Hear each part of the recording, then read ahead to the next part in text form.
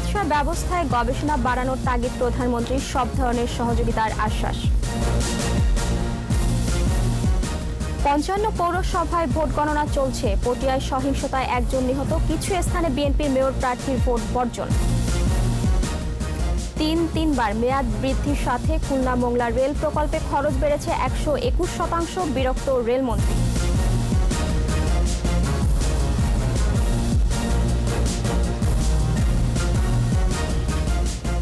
শুনছিলেন first security ইসলামী bank limited সংবাদ শিরোনাম। সবাইকে বসন্তের শুভেচ্ছা জানিয়ে আমন্ত্রণ ২১ দেশের সংবাদে। আপনাদের সাথে আছি মহিমা পলি। দর্শক, ২১ টেলিভিশনের সংবাদ একই সাথে সরাসরি দেখতে পাবেন আমাদের ফেসবুক পেজ www.facebook.com/2124 অনলাইনে। এছাড়া সংবাদে আরও থাকছে বসন্ত বাতাসে ভালোবাসার রং, কক্সবাজার ও কুয়াকাটায় পর্যটকের ভিড়, আনন্দ আয়োজনে তারুণ্যের উচ্ছ্বাস।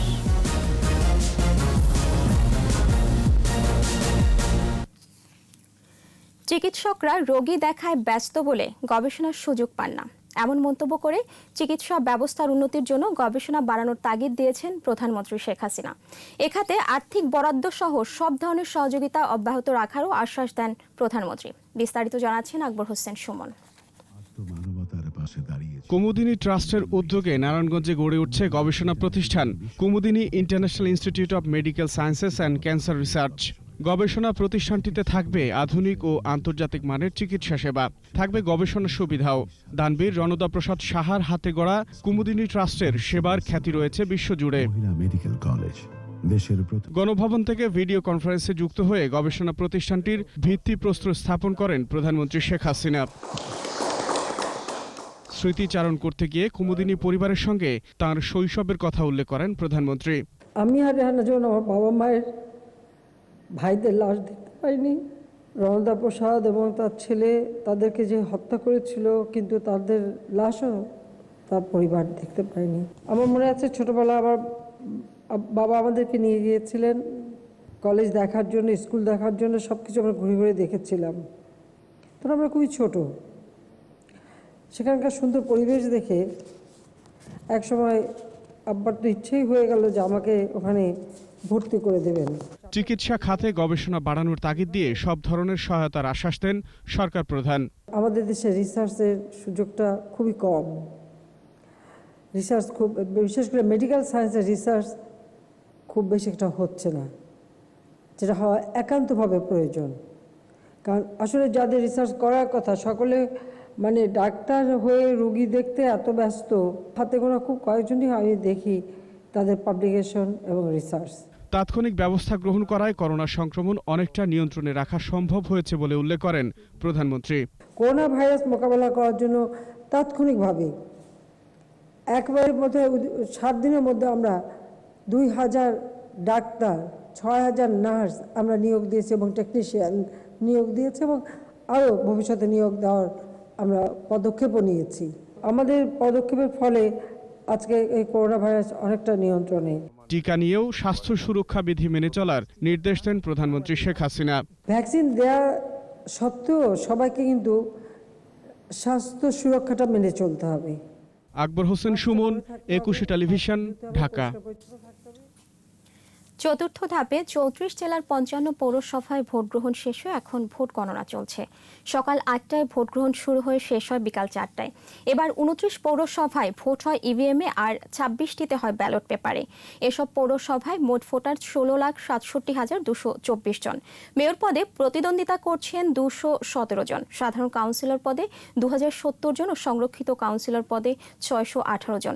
কিছু স্থানে বিচ্ছিন্ন সহিংসতা ছাড়া শান্তিপূর্ণভাবেই ভোট গ্রহণ হয়।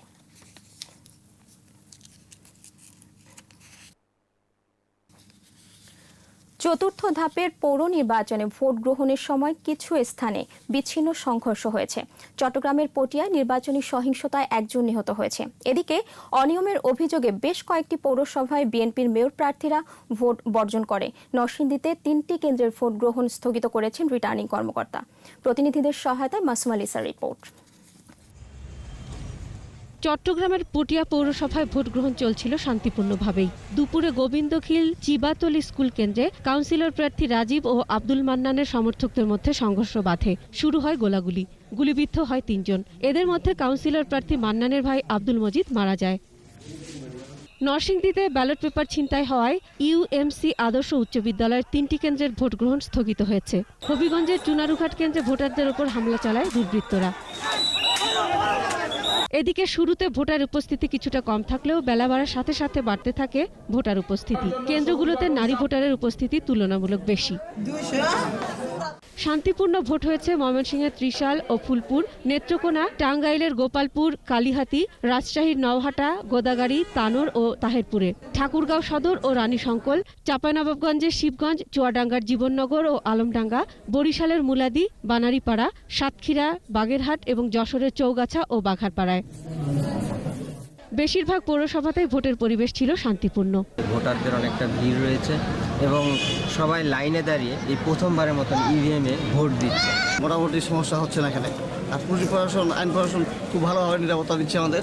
শান্তিপূর্ণভাবে নির্বাচন হচ্ছে, আমরা সবাই খুশি। আইন শৃঙ্খলার লোকজন চারিদিকে সবসময় নজর রাখতেছে, তো আশা করছি সুষ্ঠুভাবে ভোট সম্পন্ন হবে। এদিকে অনিয়মের অভিযোগে চুয়াডাঙ্গার আলমডাঙ্গা ও জীবননগরে বিএনপির মেয়র প্রার্থী, লক্ষ্মীপুরের রামগতিতে ৫ প্রার্থী এবং বরিশালের বানারীপাড়ায় স্বতন্ত্র প্রার্থী, নাটোরের বড়াইগ্রাম, বাগেরহাট, মুন্সিগঞ্জের মীরকাদিম, ঠাকুরগাঁয়ে বিএনপির প্রার্থী ভোট বর্জন করেছেন।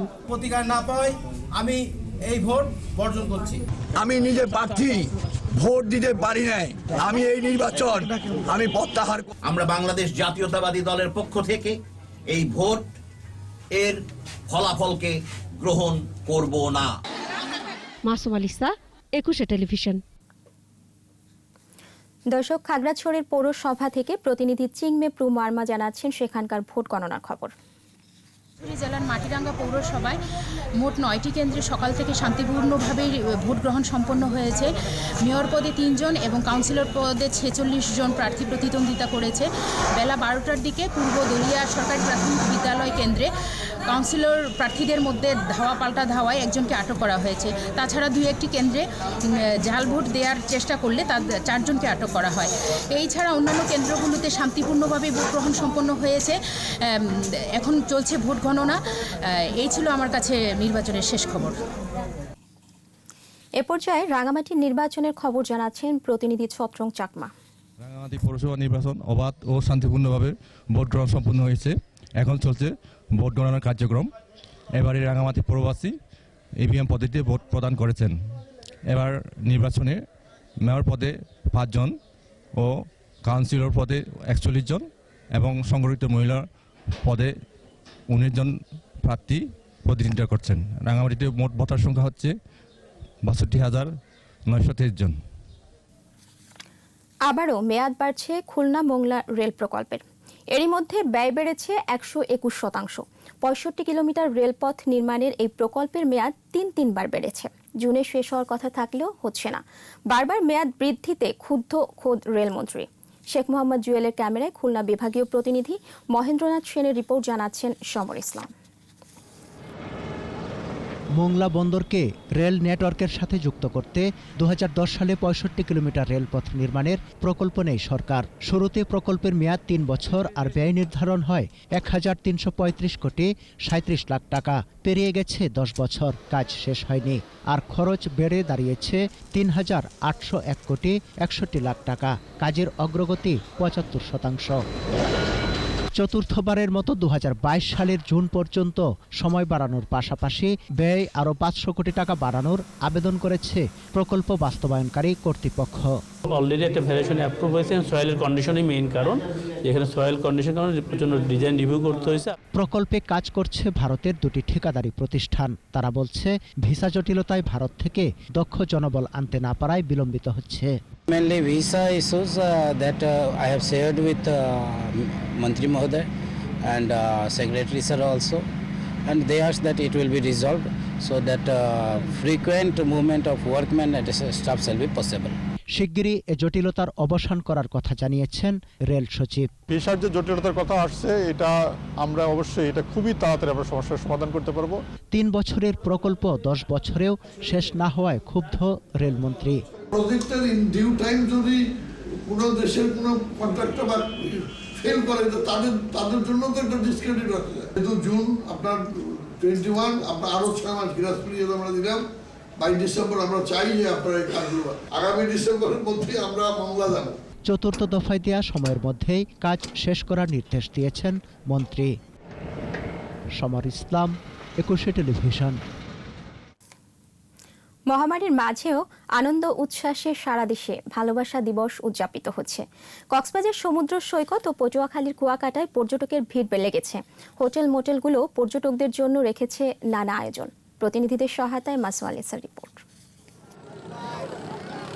ভালোবাসার বহুমাত্রিক রূপ প্রকাশের দিন আজ, তাই প্রাকৃতিক সৌন্দর্যের সাথে নিজেদের ভালোবাসা মিশিয়ে দিতে কক্সবাজারের পর্যটকের ভিড়। সৈকতের বালিয়াড়ি আর সমুদ্রের লোনা জলে গা ভাসিয়ে আনন্দে আত্মহারা। ফুলের দোকানেও লেগেছে ভিড়। সৈকত জুড়ে অনাবিল আনন্দ উচ্ছ্বাস। আমাদের বিবাহবার্ষিকী, আমরা এখানে আমাদের 15 বছর পূর্ণ হবে, এই উদ্দেশ্যে আমরা এখানে উদযাপন করতেই আসছি। আমার পরিবারকে অনেক বেশি ভালোবাসি, তাই ওদেরকে নিয়ে আসছি বেড়াতে কক্সবাজারে। খুব এনজয় করতেছি আমি আর আমার ওয়াইফ। ভালোবাসা দিবসে এরই মধ্যে 3 লাখেরও বেশি পর্যটক কক্সবাজারে।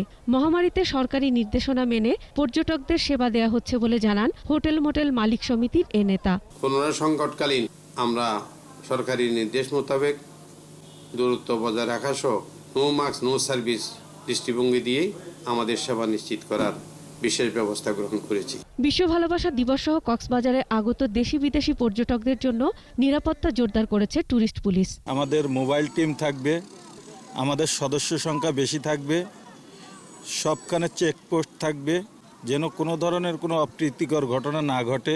পর্যটন কেন্দ্র কুয়াকাটায়ও পর্যটকের ভিড়। বসন্ত বাতাস ছুঁয়ে যাচ্ছে সবখানে।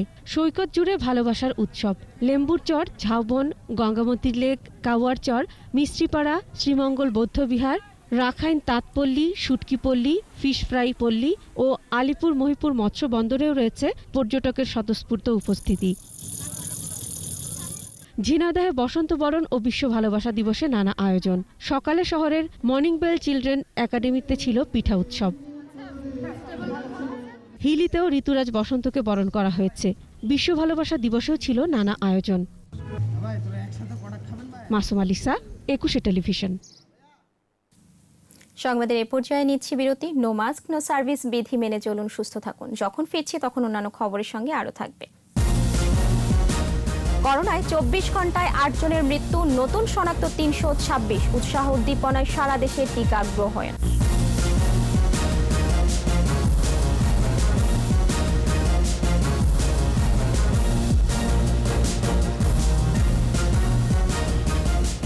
আবারও আমন্ত্রণ 21 দেশের সংবাদে। কোভিড-19-এ 24 ঘন্টায় 8 জনের মৃত্যু হয়েছে। এ নিয়ে মৃতের সংখ্যা 8,274। মৃত্যুর হার 1.53%। স্বাস্থ্য অধিদপ্তরের তথ্য অনুযায়ী 345তম দিনে দেশে নমুনা পরীক্ষা হয়েছে 12,901টি। এর মধ্যে শনাক্ত 326। মোট শনাক্তের সংখ্যা 5,40,592। নতুন 462 জন সহ সুস্থ হয়েছে 4,87,229। করোনায় দৈনিক সংক্রমণ হার 2.53%। এ পর্যন্ত শনাক্তের হার 14.05%, সুস্থতার হার 90.13%। উৎসাহ উদ্দীপনায় দেশব্যাপী চলছে টিকা কার্যক্রম। তবে গতরাতে সার্ভারের সমস্যা দেখা দেয় SMS গেছে কম, তাই কেন্দ্রগুলোতে মানুষের উপস্থিতিও কিছুটা কম। তবে SMS না পেলেও নিবন্ধিতরা টিকা দিতে পারছেন। টিকা গ্রহণ করছেন বিভিন্ন শ্রেণী পেশার মানুষ। এদিকে নগরবাসীর টিকা নেয়ার প্রক্রিয়া সহজতর করতে সংশ্লিষ্টদের তাগিদ দিয়েছেন ঢাকা দক্ষিণ সিটির মেয়র সাইদুল ইসলামের রিপোর্ট। করোনার ভ্যাকসিনের প্রতি দেশের মানুষের আগ্রহ ব্যাপক হারে বাড়ছে। তবে সার্ভার জটিলতার প্রভাবে গত কয়েকদিনের তুলনায় রোববার বঙ্গবন্ধু শেখ মুজিব মেডিকেল বিশ্ববিদ্যালয়ে টিকা গ্রহীতাদের উপস্থিতি ছিল কিছুটা কম। এরপরও সাধারণ মানুষ টিকা নিতে কেন্দ্রে এসেছেন। তারা জানান, টিকা নেয়ার পর স্বাভাবিক আছেন। অন্যদেরও ভ্যাকসিন নেয়ার আহ্বান তাদের। তেমন একটা প্রবলেমও শুনছি না কারোর কাছ থেকে, তো এখন আলহামদুলিল্লাহ এখন মানসিকভাবে বেশ স্বস্তি বোধ করছে। ডায়াবেটিসও আছে, নিয়ন্ত্রণে আছে, তারপর আমার কোনো সমস্যা হচ্ছে না। আজকেই রেজিস্ট্রেশন করলাম এবং আজকেই আমি টিকা পেলাম। রেজিস্ট্রেশন প্রক্রিয়া আরও কিছুটা সহজ করার আহ্বানও আছে টিকা গ্রহীতাদের। অপপ্রচার বন্ধের আহ্বান জানান অনেকে। যারা গুজব ছড়িয়েছে তারাও কিন্তু এখন টিকা নিচ্ছে। এই টিকা নেওয়ার মধ্য দিয়ে আমি টিকা নিলাম, আমার অনুভূতিটা এত আনন্দজনক। কিভাবে রেজিস্ট্রেশন করতে হবে ইত্যাদি ইত্যাদি সম্পর্কে, কিংবা আমি গ্রামেও দেখেছি যে গ্রামেও লোকজনের ধারণা নাই বিধায় তারা নানা রকম ভয় ভীতি, আরেকটু প্রচার, পজিটিভ প্রচার দরকার এবং আরেকটু লোককে উৎসাহিত করা দরকার। সার্ভার জটিলতায় SMS না পেলেও নিবন্ধিতরা টিকা পাচ্ছেন বলে জানান BSMMUর পরিচালক। সার্ভারে প্রবলেম হওয়ার কারণে আমরা সবাইকে ইনভাইটেশন মানে ডেটটা আমরা পৌঁছে দিতে পারিনি। সকালের দিকে আমরা কিন্তু অনেককে পাঠিয়েছি, তো সেই হিসাবে হয়তো একটু পরের দিকে পাবে, but they will be coming, তারা আসবে। অন্যদিকে ঢাকা দক্ষিণ সিটি কর্পোরেশনের মেয়র টিকা নিয়েছেন পুরান ঢাকার মহানগর হাসপাতালে। পরে তিনি টিকা কার্যক্রম আরও সহজ করার আহ্বান জানান। অযথার জন্য আমার এলাকার লোকজন যেন হয়রানির শিকার না হয়, সেদিকে লক্ষ্য রাখাটা বাঞ্ছনীয়। সাইদুল ইসলাম, 21 টেলিভিশন, ঢাকা। বাস ও মিনিবাস শ্রমিকদের ডাকা অনির্দিষ্টকালের ধর্মঘটের কারণে বরিশাল, পিরোজপুর ও ঝালকাঠির সাথে 10 রুটের বাস চলাচল বন্ধ হয়ে গেছে। সকাল থেকে বাস বন্ধ থাকায় বিপাকে পড়েছেন যাত্রীরা। শনিবার যাত্রী ওঠানামাকে কেন্দ্র করে পিরোজপুর ও ফান্ডারিয়া বাসস্ট্যান্ডে বিআরটিসি বাসের এজেন্ট ও বরিশাল রূপাতলী বাস শ্রমিকদের কথা কাটাকাটি হয়। এক পর্যায়ে তাদের মধ্যে হাতাহাতি বাধে। ঘটনার পর পুলিশ পরিস্থিতি নিয়ন্ত্রণে আনে। পরে ধর্মঘটের ডাক দেন বাস ও মিনিবাসের শ্রমিকরা। মোংলায় নানা আয়োজনে পালিত হচ্ছে সুন্দরবন দিবস। জেলেসহ বনের উপরে নির্ভরশীল সকলকে শপথ বাক্য পাঠ করান উপজেলা নির্বাহী কর্মকর্তা কমলেশ মজুমদার। পরে এ উপলক্ষে একটি র্যালি শহর প্রদক্ষিণ করে। পরে চৌধুরী মোড়ে মানববন্ধন করা হয়। এতে অংশ নেয় বাংলাদেশ পরিবেশ আন্দোলন, ওয়াইল্ড টিম ও সুন্দরবন জাদুঘর।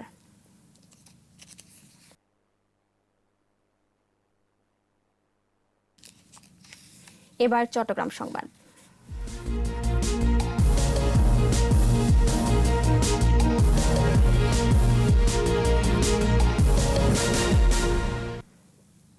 নানা আয়োজনে চট্টগ্রামে ঋতুরাজ বসন্তকে বরণ করা হয়েছে। বসন্ত দিনে নগরীর বিভিন্ন স্থানে উৎসবের ছোঁয়া।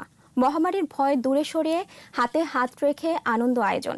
বাঙালির হাজার বছরের সংস্কৃতিকে লালন করতেই এই আয়োজন আরও ছড়িয়ে দেওয়া দরকার বলেই মনে করেন আয়োজকরা। বিপ্লব মজুমদারের ক্যামেরায় রিপোর্ট করছেন শিউলি স্বপ্ন। ভোরের আলো ফুটতেই রং রূপের আবির মেখে সেজে ওঠে বন্দরনগরী চট্টগ্রাম। প্রাণে খুশির জোয়ার, খোপায় ফুল জড়িয়ে বাসন্তী রঙে তরুণীর উচ্ছ্বাস। হলুদ বাসন্তী পাঞ্জাবিতে উৎসবস্থলে আছে তরুণেরাও। মহামারীর কঠিন সময়ে বসন্তের আগমন। হাতে হাত রেখে উৎসবপ্রিয় বাঙালি ছুটে এসেছেন ঋতুরাজকে বরণ করতে। পহেলা ফাল্গুন ঘিরে খোলা আকাশের নিচে সময় কাটাতে পেরে উচ্ছ্বাসের সীমা নেই। এই উৎসবে আয়োজনে অংশগ্রহণ করে অনেক ভালো লাগছে। আজকে আবৃত্তি প্রোগ্রাম আছে, তাই এখানে এসেছি। আজকে বোধনী আবৃত্তি করতে এসে অনেক ভালো লাগছে। বসন্তের এই উৎসব কেবল নিছক আনন্দযোগ নয়, এই ফাল্গুন জুড়ে আছে বাঙালির স্বাধিকার বোধ, স্বদেশ প্রেম ও দ্রোহের ইতিহাস। বাঙালি জাতির এটা ঐতিহ্য, এটা হচ্ছে একটা কালচার। আমরা যদি এই বসন্ত পালনটা না করি তাহলে আমরা যে বাঙালি সেটা বোঝাই মুশকিল। আমরা বসন্তকে আগমন জানাতে সবাই ছুটে এসেছি। আমরা চাই বাঙালি আনার মধ্যে দিয়ে এই ভালোবাসার দিনটিকে উদযাপন করতে। এই উৎসব বাঙালির অসাম্প্রদায়িক চেতনার বহিঃপ্রকাশ। তাই অশুভ শক্তির বিনাশ ঘটাতে শহরে গ্রামে এরকম আয়োজন ছড়িয়ে দিতে চান আয়োজকরা। বাংলা সংস্কৃতিকে ধারণ করা তো আমাদের কর্তব্যের মধ্যেই পড়ে। এটা আসলে আমরা সেই কারণেই আয়োজনগুলো করে থাকি। নগরীর আমবাগানের শেখ রাসেল পার্কে দিনভর নানা আয়োজন ছিল বসন্ত বরণে। এছাড়া সিআরবি থিয়েটার ইনস্টিটিউট প্রাঙ্গণ, চট্টগ্রাম বিশ্ববিদ্যালয় সহ বিভিন্ন স্থানেও ছিল উৎসব। শিউলি শবনম, 21 টেলিভিশন, চট্টগ্রাম। চট্টগ্রামের হাটহাজারীতে হয়ে গেল শিক্ষা বসন্ত উৎসব। 1 নম্বর পাহাড়তলী ওয়ার্ডে নিষ্পাপ অটিজম ফাউন্ডেশনের উদ্যোগে অনুষ্ঠানের উদ্বোধন করেন জেলা সমাজসেবা কার্যালয়ের উপপরিচালক শহীদুল ইসলাম। নিষ্পাপ অটিজম স্কুল ব্যবস্থাপনা কমিটির সভাপতি ও ফাউন্ডেশনের চেয়ারম্যান অধ্যাপক ডাক্তার বাসনা মোহরীর সভাপতিত্বে অনুষ্ঠানে উপস্থিত ছিলেন সমাজসেবা অধিদপ্তরের চট্টগ্রাম বিভাগীয় পরিচালক উপসচিব নুসরাত সুলতানা।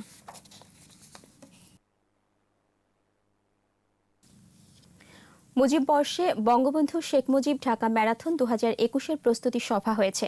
দুপুরে বাংলাদেশ সেনাবাহিনীর সাভার সেনানিবাস 18 ইস্ট বেঙ্গলের উদ্যোগে গাজীপুর জেলা প্রশাসকের কার্যালয়ের ভাওয়াল সম্মেলন কক্ষে ম্যারাথনের প্রস্তুতি সভা হয়।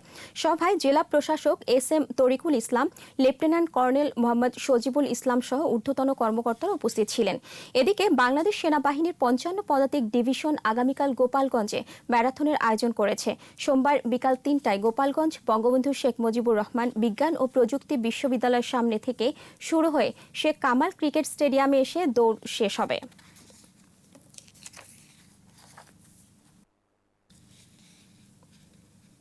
এর সাথে শেষ করছি 21 দেশের সংবাদ। তবে যাবার আগে ফার্স্ট সিকিউরিটি ইসলামী ব্যাংক লিমিটেড সংবাদ শিরোনামগুলো জানাবো আরও একবার। চিকিৎসা ব্যবস্থায় গবেষণা বাড়ানোর তাগিদ প্রধানমন্ত্রীর, সব ধরনের সহযোগিতার আশ্বাস।